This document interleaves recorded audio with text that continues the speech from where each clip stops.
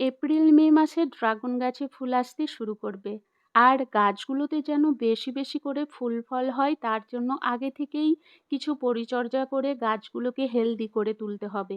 আমি ডিসেম্বর মাসে ড্রাগন গাছগুলোর গোড়ায় শুকনো খাবার অর্থাৎ গোবর সার দিয়েছিলাম। ছোট ৮-৯ মাসের ড্রাগন গাছগুলোতে শুধু গোড়ার মাটি খুঁচিয়ে গোবর সার দিয়েছিলাম। আর বড় পুরনো ড্রাগন গাছগুলোর গোড়া খুঁচিয়ে বেশ কিছুটা করে মাটি তুলে সেই ফাঁকা জায়গায় গোবর সার দিয়ে ভরে দিয়েছিলাম। আমি এইভাবে ড্রাগন গাছের গোড়ায় বছরে শুধুমাত্র একবারই শুকনো খাওয়ার অর্থাৎ গোবর সার দিই।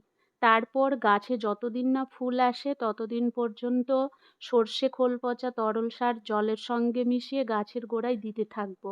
সর্ষে খোল দেওয়ার ১৫ দিন পর দেব জলের সঙ্গে মিশিয়ে সবজি পচা তরল সার। এইভাবে অল্টারনেট করে ১৫ দিন অন্তর অন্তর দুটো তরল জৈব সার দিতে থাকবো। আর ১৫ দিনের মাঝখানে গাছের গোড়ার মাটি শুকিয়ে গেলেই শুধু জল না দিয়ে জলের সঙ্গে পেঁয়াজের খোসা ভেজানো জল মিশিয়ে তবেই ড্রাগন গাছগুলোতে দেব। এইভাবে পরিচর্যা করেই আমি অনেক ফল পেয়েছি। আপনারা কেউ যদি নভেম্বর কিংবা ডিসেম্বর মাসে ড্রাগন গাছের গোড়ায় শুকনো খাবার না দিয়ে থাকেন, তাহলে এখন ফেব্রুয়ারি মাসে গাছের গোড়ার মাটি খুঁচিয়ে গোবর সার অথবা ভার্মি কম্পোস্টের সঙ্গে সামান্য একটু নিমখোল মিশিয়ে গাছের গোড়ায় দিয়ে দিন।